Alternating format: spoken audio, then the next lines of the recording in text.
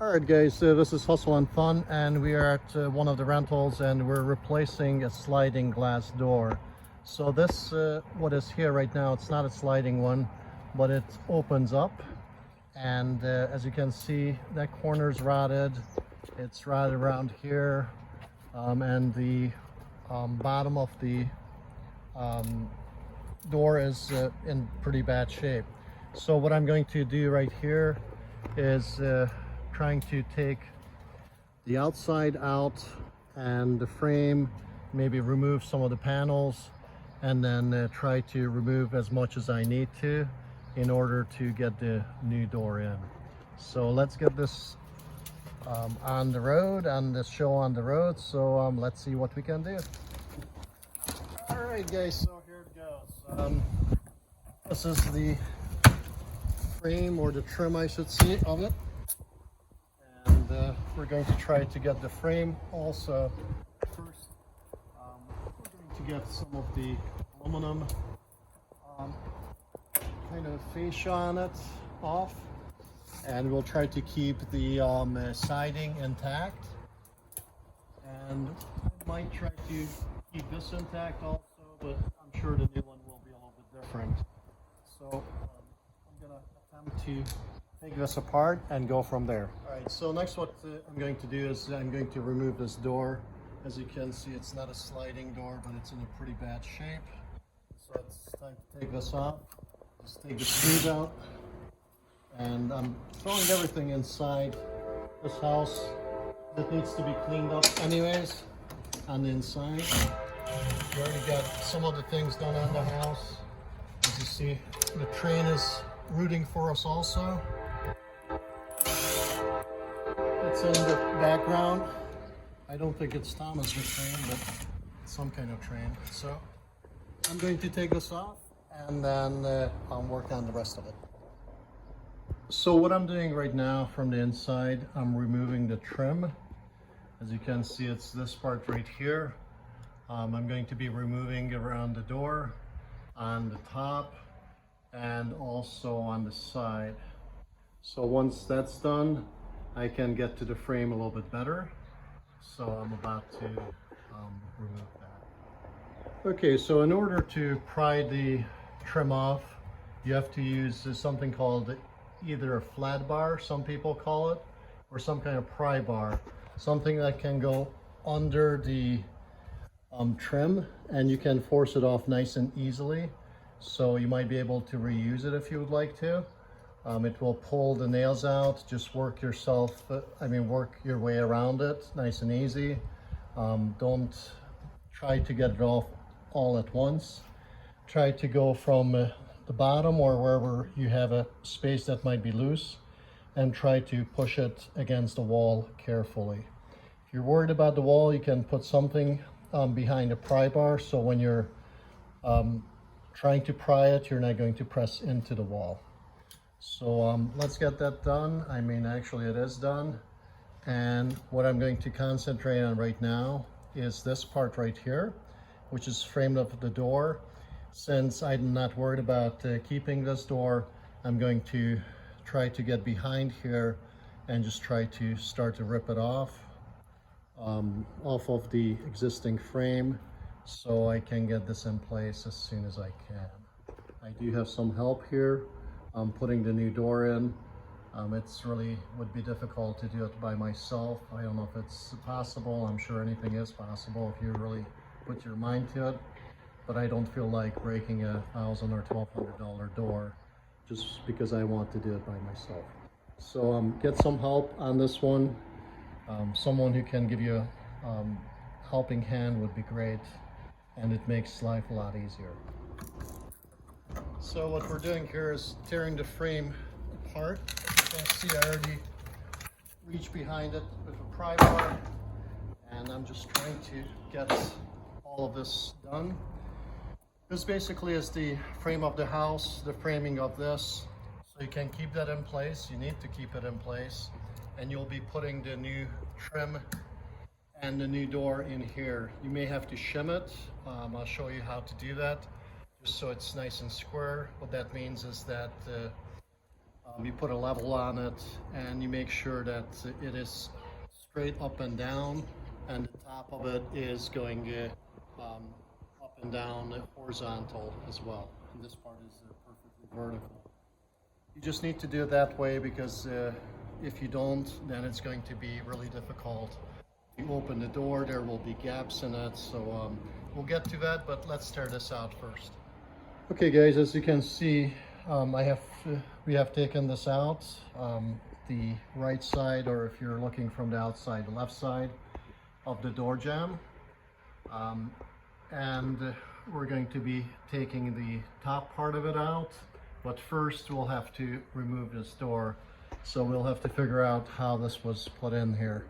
I see that there's, if we inspect it closer, there's some silicone that I can see along here, right toward the top, but there's a little gap up here which tells me that they probably siliconed this shut at one time, and I think I do see some dimples here, so there might be just some screws holding it in place.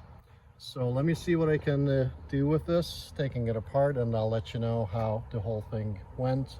Or maybe I'll show you part of it, taking it out. Okay guys, so it didn't seem like there's a screw here that I could find. So what I'm going to do is take this trim off right here, as I already started prying it. I took a couple of screws out here, so that's going to make life a little bit easier. I'm going to pry this back and see if I can remove some of this in order to get to the door. So that's what I'm doing. This is taken off for the most part, the side of it. Now comes the top, and we loosened this already, as you can see, and so we can take this off right back here. And so if that's done, I can get some of this caulk and everything out of the way that was on here, and hopefully we can remove the door in just a little bit. We're going to see what's holding it in place and then just remove it. So all the trim is taken out, all the outer part of the door, and I kind of try to take it off as much as possible, but this is still stationary, so I'm not 100% where it's the holdup is. There might be some screws that's hidden, that's been caulked over, so I'm not certain, but what I'm going to attempt to do is trying to push this out of its place. I may break it into pieces, so it may get messy, but anyhow, don't try this at home. Okay, I think we kind of got it. Okay, so that's a good start. I'm going to try prying the rest of it and get it out of that way. And once I take the door out, I can take the bottom sill out and then hopefully see if there's any damage in the wood of the framing. Make sure it's nice and sturdy, clean it up a little bit, and then we're ready for the next sliding door. So I have taken, or we have taken out the door, and we got it loose. It was just some caulk that was holding it in place. I don't think I saw any nails or screws, so we're ready to move it out of here. It looks like the bottom is coming out, but that's a good thing. So we're going to rock it off its track and then kind of set it out of the way. So this is what you don't want to run into, but unfortunately you have no control over it. It looks like the termites have been here and they have been chewing at this. You can see a lot of this, all of this dust is from termites. So we have to make sure that it's not active. First of all, clean all this out, replace the wood that needs to be replaced. It looks like it's a combination of termites and water getting in here. So I have to correct that first before I can go on and put this door in. So what we need to do here is cut the piece out that's all rotted away, and we need to put new pieces in. So what I'm going to do is put these blocks of wood in here, the same height, and put a piece of wood across here so we can have something solid to put this door on. and obviously I need to put something across here to raise it to this height. So I'm about to work on that part. So I ended up cleaning all the bed wood out of here, cut it out, put new pieces in, put another layer of, actually 2 layers of plywood on. So we got 1.5 inches of plywood.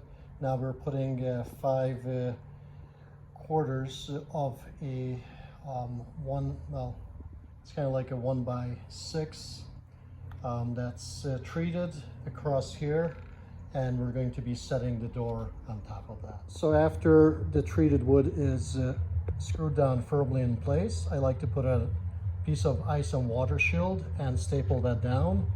What it does is keeps the water out, and when it gets nice and hot, it will just about melt to the wood, so there wouldn't be any water getting into that.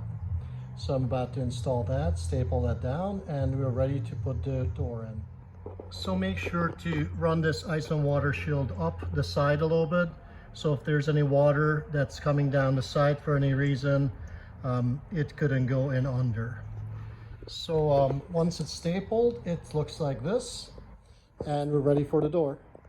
All right guys, the door is in. So what's had to be done is on the sides you will see it has a flange that you can screw into the wall right here. So I used some of the screw holes here to attach it. I'm going to do a few more, and then you can put a trim piece here, or you can also use coil that will go from here on over. So there's a couple of ways you can finish that off. We could do that on a different video. It still needs the foam on the inside, and it still needs the trim on the inside. So what I'm going to do here is going to bring a little bit of drywall, put a corner here, and then I'm going to put trim around the perimeter of it. So it's all done. And one thing that I wanted to share with you guys is if you use this screw right here and you turn it clockwise, it will raise the door. Otherwise it will be sticking. So you have to do it on this side and also on the other side. And you can take a look how it's closing. It's closing nice with an ease, and there's also a lock on it. So we're all set on this. If you enjoyed what you saw, give me a thumbs up and subscribe. Thanks guys.